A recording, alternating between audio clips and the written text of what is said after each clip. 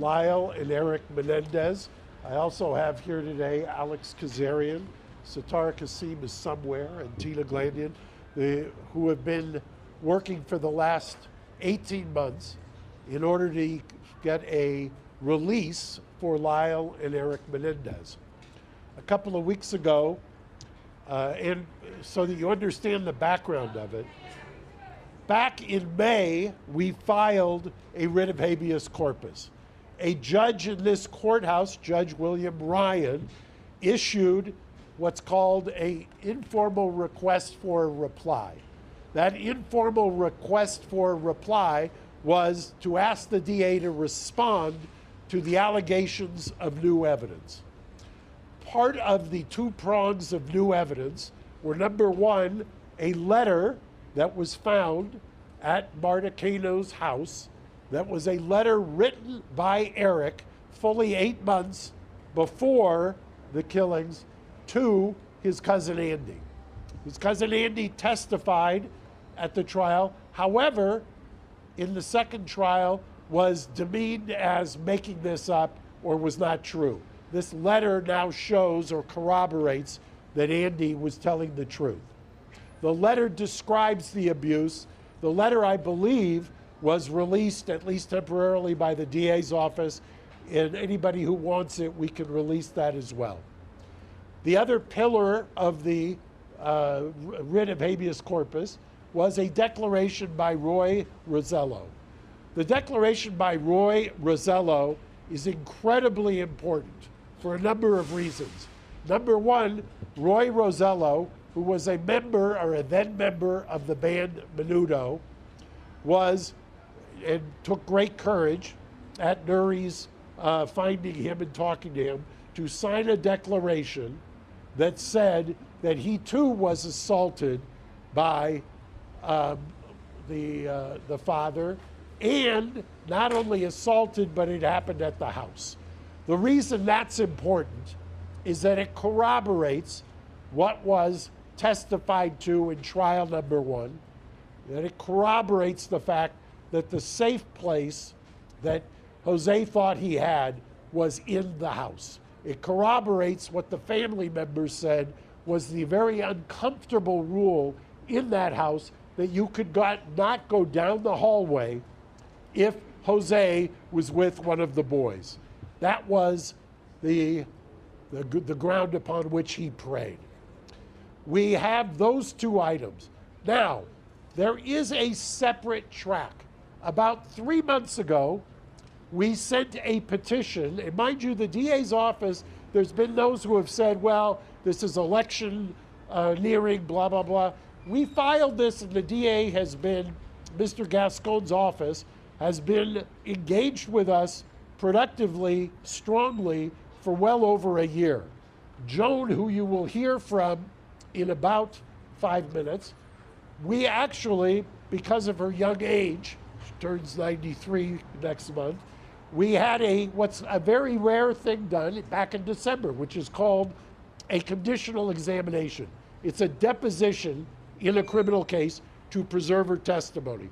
She was there with her lawyer, Brian Friedman, who represents the family.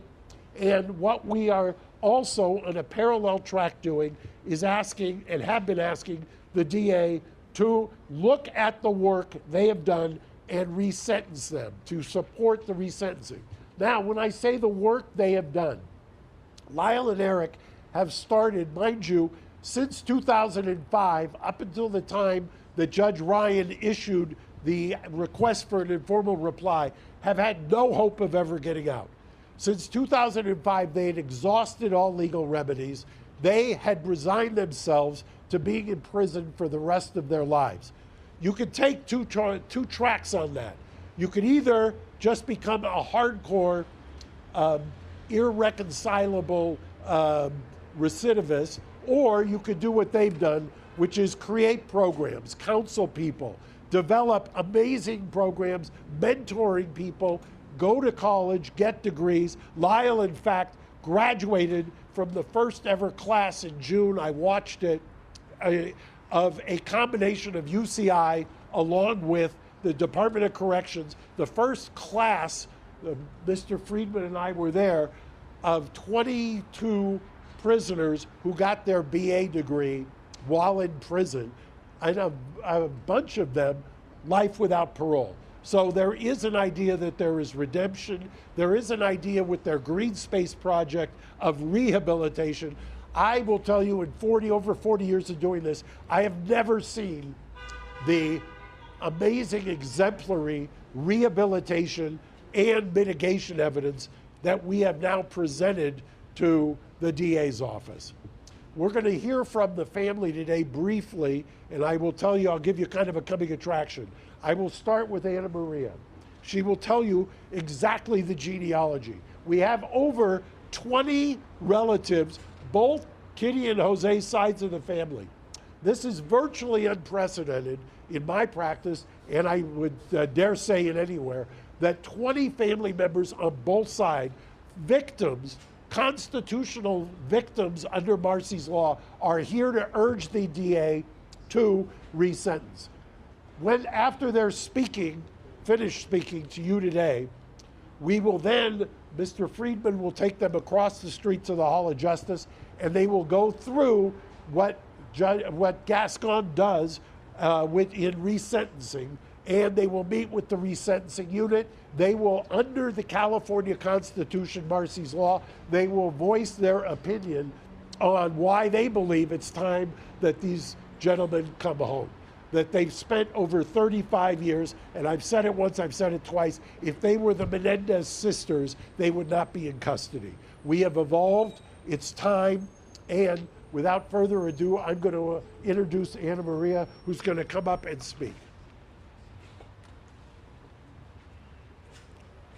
Good afternoon, everyone. Buenas tardes. My name is Anna Maria Baralt. I am the niece of Jose Menendez. I stand before you today not just as a member of the Menendez family, but as someone who believes in truth, justice, and healing. Before I get started, I just want to say that I know this is an election season, but for us, this is not a political issue. This is about truth, justice, and healing. On behalf of our whole family, it is my honor to formally introduce our new coalition, Justice for Eric and Lyle. Like so many others, I struggled to process the events of that fateful August day and the loss that I felt. Over time, it became clear that there were two other victims there on that day, my cousins Lyle and Eric. Lyle and Eric would continue to be victimized. They would be victims of a system that wouldn't hear them. And they would be victims of a culture that was not ready to listen. They would be mocked. They would be called cold-blooded killers, left to rot in jail and denied any hope of redemption. If Lyle and Eric's case were heard today, with the understanding we now have about abuse and PTSD, there is no doubt in my mind that their sentencing would have been very different. And yet, despite their circumstances, they have chosen a life of light. Without hope of release, they persevered. They have sought to better themselves and serve as a support and inspiration for survivors all over the world. Their continued incarceration serves no rehabilitative purpose. It's time to recognize the injustice they've suffered and allow them the second chance they deserve. Now here we are, both sides of the family united, sharing a new bond of hope. Hope that with the re-examination of their case, a new outcome will be reached. Hope that this 34-year nightmare will end and that we will be reunited as a family. I am here to ask the District Attorney's Office to take into account the full picture, the truth that was hidden for so long. Lyle and Eric deserve a chance to heal, and our family deserves a chance to heal with them. Please join us. Visit www.justiceforericandlyle.org and sign our petition. And if you'll indulge me, I have two more statements to read. The first is from my mother, 85 years old, Terry Baralt, the sister of Jose Menendez. She can't be with us today due to health challenges, but she sent me this. I'm sorry that I can't be there in person to support my nephews, Lyle and Eric. I begin chemo soon and my doctor says no flights. I need to be strong. I wish to make it clear that I stand firmly with this family. I am Lyle's godmother, and I love them both very, very much. My nephews have spent 3 decades in prison helping others. I have seen great growth in them. Even the law enforcement supervisors and corrections have written letters to the court asking for their resentencing and release. Millions across this country agree. I implore the district attorney's office to end our prolonged suffering and release Lyle and Eric back to our family. 35 years is such a long time. My prayer is that I live long enough to see my nephews again and to hug them once more. I have another statement, and this is written by a family member of Marta Cano and Andy Cano, that Andy, the one to whom the letter was written. This is written by one of Marta's children. Thank you for giving our family the opportunity to express our thoughts during this pivotal time in Lyle and Eric's case. Our family's tragedy has always been very public and has been extensively covered by many media platforms. Marta and Andy Cano would have wanted to speak today, but unfortunately they are both unable to do so. Marta is in memory care, but she spent decades supporting Lyle and Eric. Sadly, we lost Andy shortly before his 30th birthday, and we miss him every day. Both Marta and Andy deeply loved Lyle and Eric. They both believed in justice, but they also believed in second chances and forgiveness. It has been 35 years since this happened, and we feel enough penance has been paid. It is time for them to be released and for all of us to move on and continue healing as a family. Again, if you want to help, please join us at justiceforlyleanderic.org and sign our petition. With that, I'm going to be followed by several members of the Anderson family. First will be Alan Anderson. He's the nephew of Kitty Menendez. Of Kitty Menendez. And the second will be Karen, the niece of Kitty Menendez. But first, Joan Vandermillen, sister of Kitty Menendez. Please join us.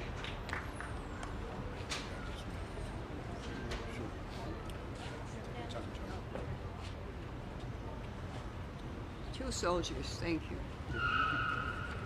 Come right here, Lemon. Not very much space for paper, is there? You want the glasses on? No, they're not even mine, but yes. Okay. They match the top. Okay. Please know that I'm nervous and full of emotions. I never thought this day would come. I am Kitty's sister. I stand here today with a heavy heart and also with hope and justice and understanding. We have received such an outpouring support in recent weeks, which led us to launch this formal initiative. For many years, I struggled with terms with what happened to my sister's family. It was a nightmare none of us could have imagined. But as details of Lyle and Eric's abuse came to light, it became clear that their actions, while tragic, were the desperate response of 2 boys trying to survive the unspeakable cruelty of their father. As their aunt, I had no idea of the extent of the abuse they suffered at the hands of my brother-in-law. None of us did. But looking back, I can see the fear and tension that their father had instilled on them. They were just children who could have been protected and were instead brutalized in the most horrific ways.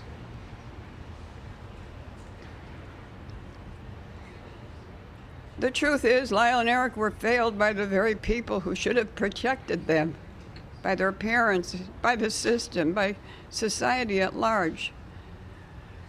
When they stood trial, the whole world was ready to believe that the boys could be raped. Was not ready, not ready. The whole world was not ready to believe boys could be raped, or that young men could be victims of sexual violence. Today we know better. We know that abuse has long-lasting effects, and victims of trauma sometimes act in ways that are very difficult to understand.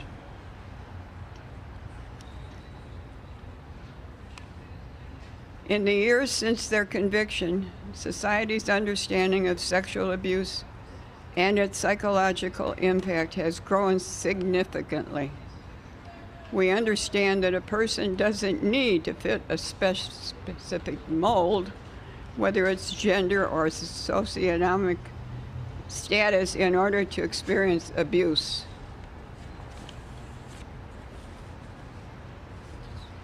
In their case, if it were tried today, the evidence of their father's abuse would not only be admitted in court, it would provide essential context for why they acted as they did.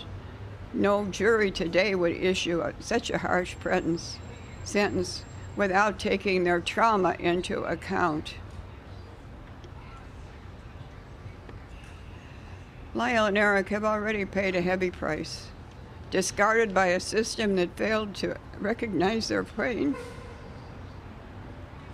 They have grown, they have changed, and they have become better men despite everything that they've been through.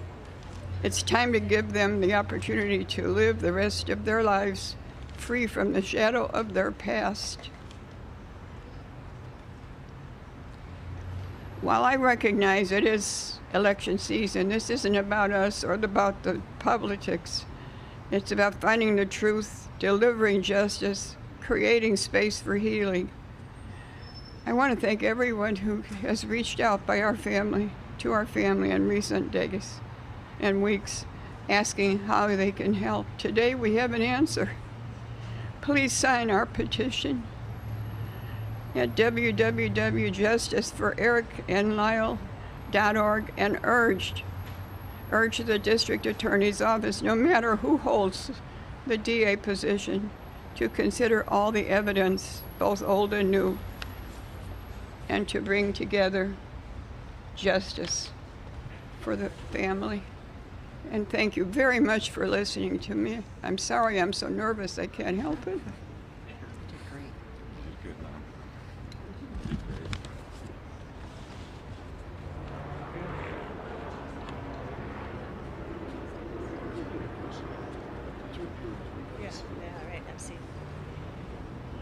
Next, we have Alan Anderson, nephew of Kitty Menendez. Hello, and thank you everybody for being here. Hello, my name is Brian A. Anderson Jr. I am the Kitty of Menendez. I'm Kitty Menendez's nephew. I am proud to be a member of this family and to help spearhead this formal effort to organize and galvanize all the support we have received. Together, I believe we can finally bring justice for my cousins, Lyle and Eric. I've known Lyle and Eric my whole life. I can tell you without a doubt that they are not the villains they've been portrayed as. They were boys, young, scared, and abused by their father in ways no child should ever experience. You, the media, focused so much on their actions, but they never were able to tell the full story of their abuse that drove them to such desperate measures. When I think about the pain and suffering they endured, it breaks my heart to know that the system failed them so profoundly. They tried to protect themselves the only way they knew how. But instead of being seen as victims, they were vilified. Their father's abuse was dismissed, their trauma ignored, and their truth mocked by millions. Today, we know that trauma can lead to actions that, while difficult to understand, are rooted in survival. Lyle and Eric acted out of fear, but the jury never heard the full story. If their trial were held today, their father's abuse would be front and center in their defense, and I believe the outcome would be very different. Lyle and Eric are not the same people they were 35 years ago. They've shown that they are more than their past. They are survivors and deserve a chance to rebuild their lives. They are no longer a threat to society. please do not misconstrue this to be political. Justice should prevail and transcend politics. I am asking the District Attorney's Office, regardless of who the DA is or becomes, to reconsider their case with the knowledge we now have about their abuse. Lyle and Eric deserve a second chance to heal, a chance to be free, and to live the rest of their lives without the shadow of their past hanging over them. I firmly believe that if they were to come to my house, knock on my door, I would answer that door, I would welcome them in with huge hugs, my wife would make them a dinner, and I'd give them a pillow and a place to sleep. Thank you for being here today, supporting Justice for Lyle and Eric. Please go to our website, learn the truth about their story, and sign our petition. Thank you.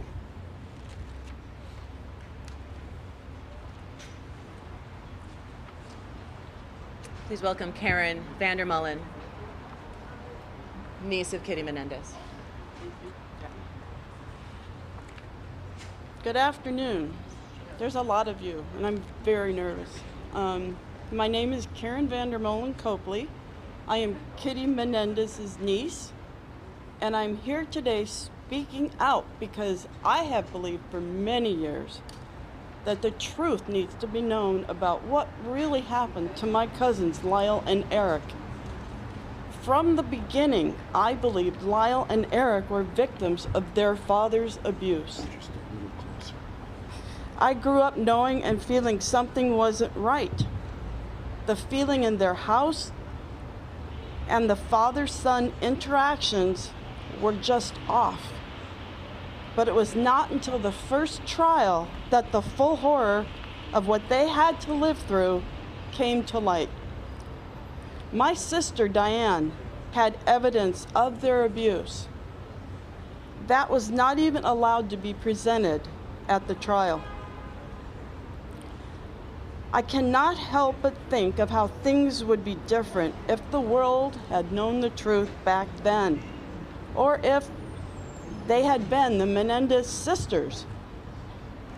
Adults of abuse have difficulty getting out of their situations, and yet these were two young boys who were never allowed to make decisions on their own.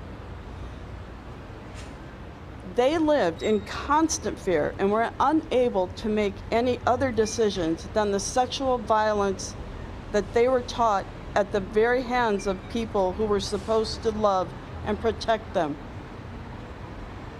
Their sometimes misunderstood behaviors were cries for help that many of us wished we had realized and responded to far sooner. What happened is tragic, but I forgive my cousins. I have forgiven them forever, because I know they were acting out of fear and desperation. These were children, just 6 and 8 years old, who didn't understand their own bodies. No child should ever have to endure that kind of pain. This abuse trapped them. It was painful and it terrified them. Their father's abuse shattered their lives and the family's lives, and the courts failed them, failed to recognize their trauma, compounding this tragedy. We live in a time now where we understand how abuse can shape a person's actions, male or female. We live in a time now where we understand what trauma does to the brain development of a child. If Lyle and Eric's trial happened today, the outcome would be drastically different. The evidence of their father's abuse would have been a central part of their defense. And it's very likely they would not have received such harsh sentences. Lyle and Eric have spent most of their lives in prison, paying for their actions. During that time, they have become supporters and advocates for children who have suffered sexual violence. I believe they have suffered enough. I ask the district attorneys to take into account the whole truth and nothing but the truth. I believe they have paid for their crimes, and we as a family have all suffered enough. We are here for them and ready to support Eric and Lyle after released. This is a time for truth and justice, and the time for the path to healing. It is time for Eric and Lyle to come home. We are here for them. Please visit our website and sign our petition. We would love nothing more than for our mom to be able to wrap her arms around Eric and Lyle outside prison walls before she is unable to do so. Thank you. Thank you all.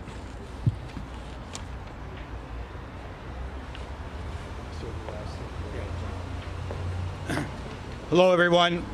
My name is Brian Friedman, and I represent the extended family members of the Menendez family.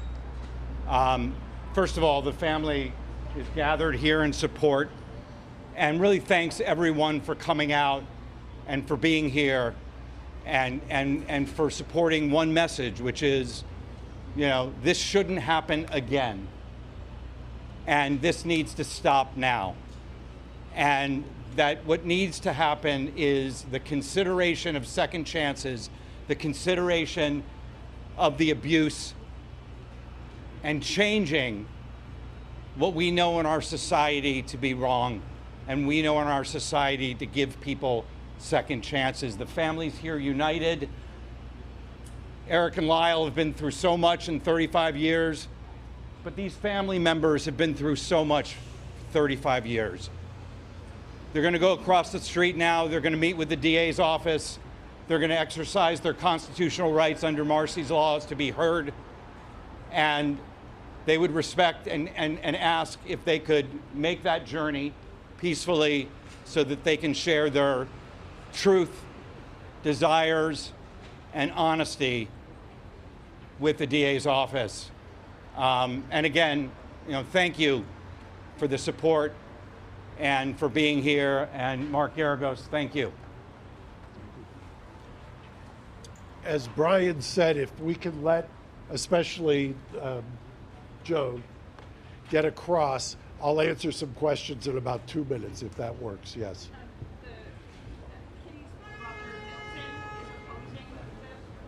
Yeah, I'll speak to that in just 1 minute. If you wait just 2 minutes, we have stuff to talk about there.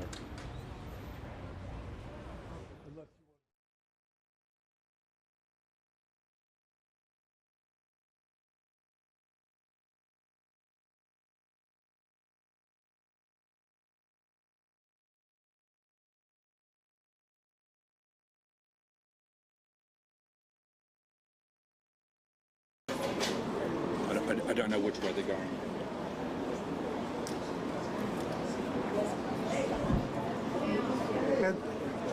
Oh, they're going. It looks like they're going the other way.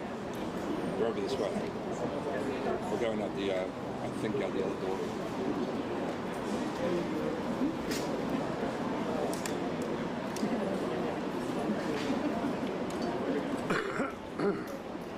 Mark, to be 3 minutes, just let me get Joan situated. Just go.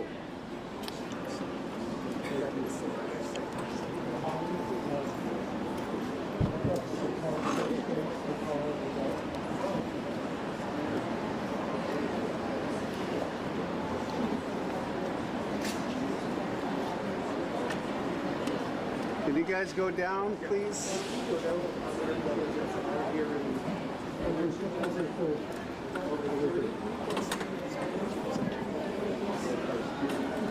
You should have said that before.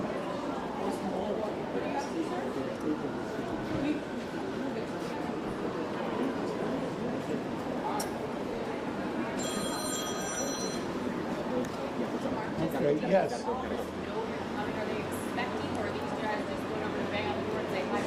No, we talked, part of what Brian had referred to is under Marcy's law, the California Constitution requires that victims get a say.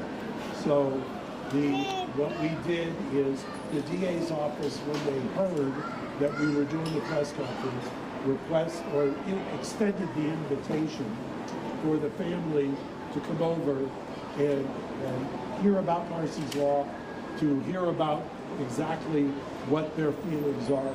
I will tell you, and I said it before, that the DA's office from 18 months ago has taken this very seriously.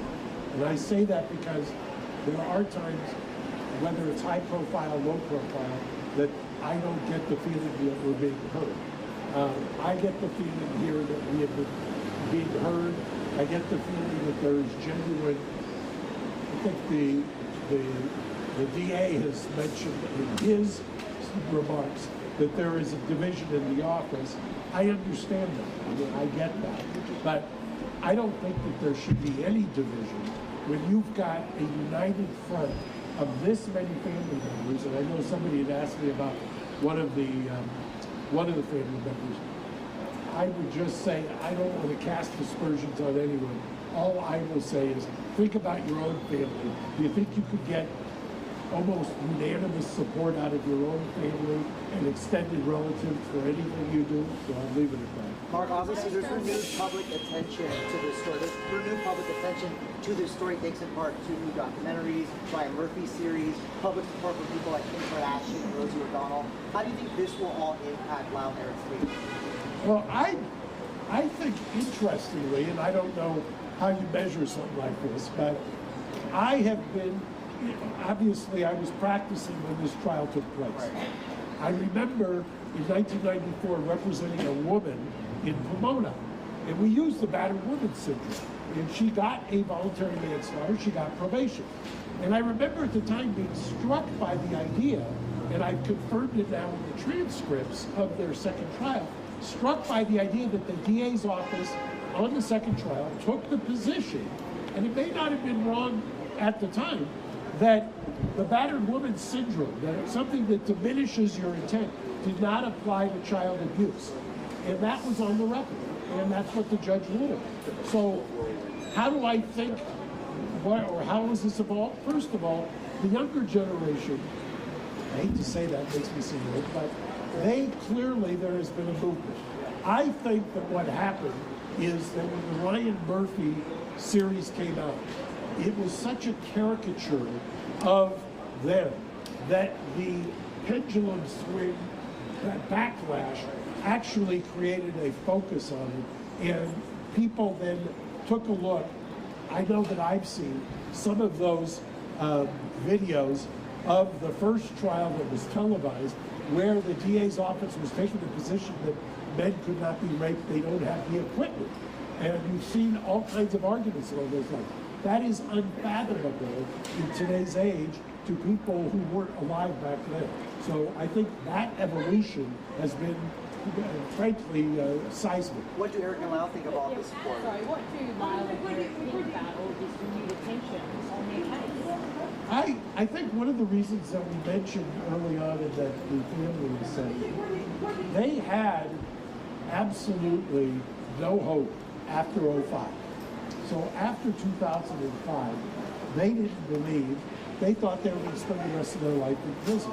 And they had resigned themselves to it. And all of the programs, I invite anybody to take a look at what's called the Green Space program that they have,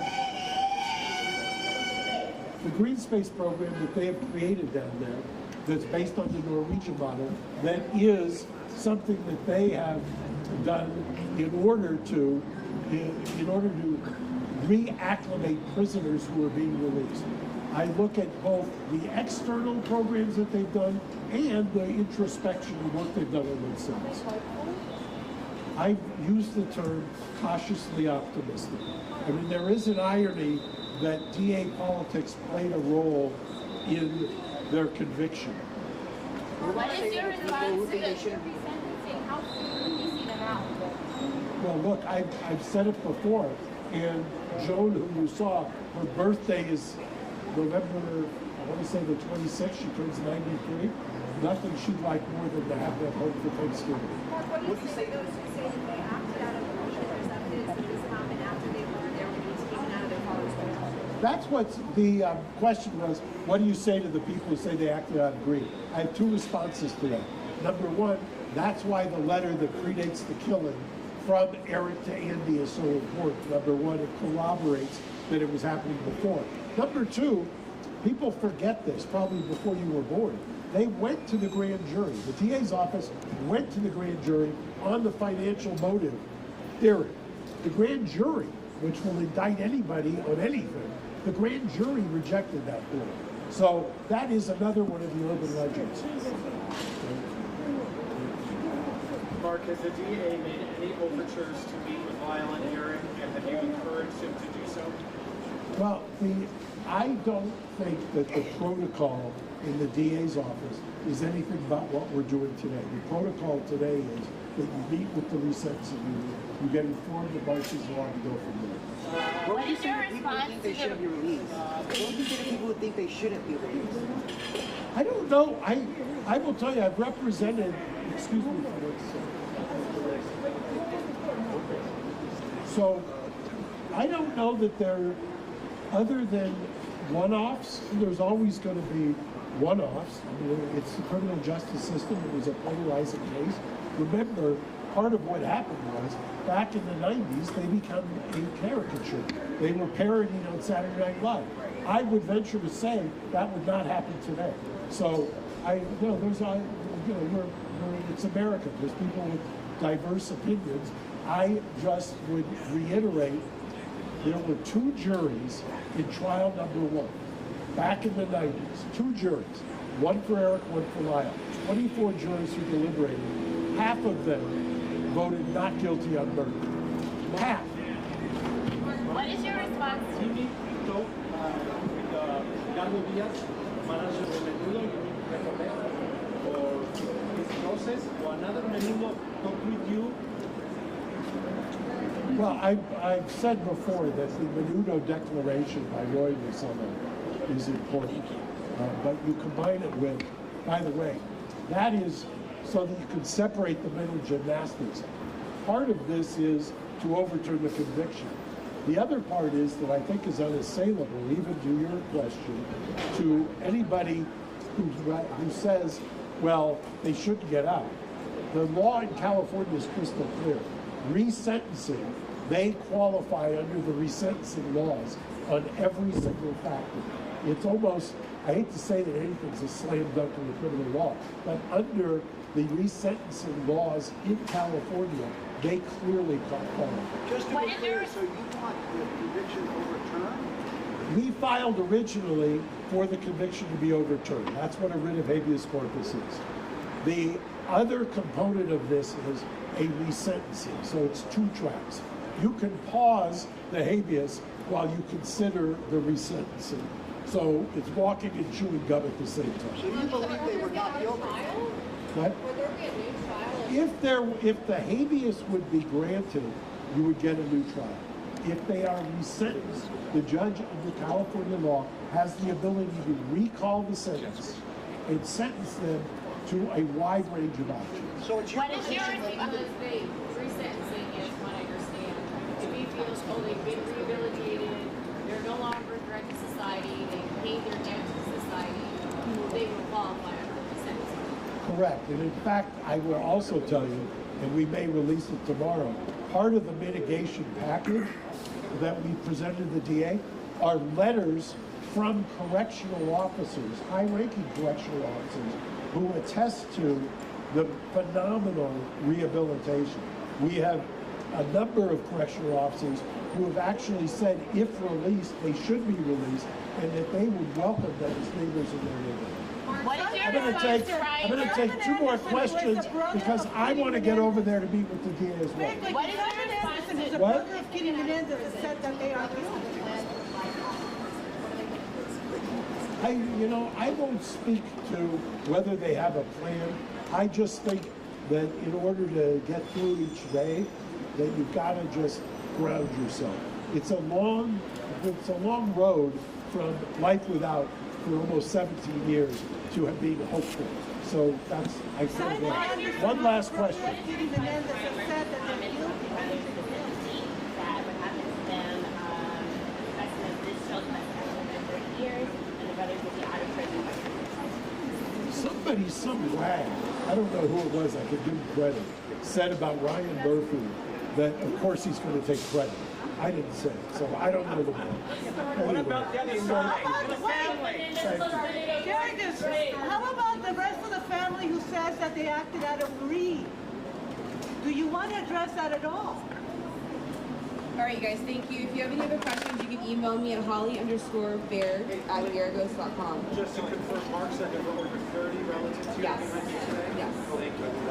And we will be sending out a press release along with a link to the press conference as well, and it will be in Spanish. Correct, yes.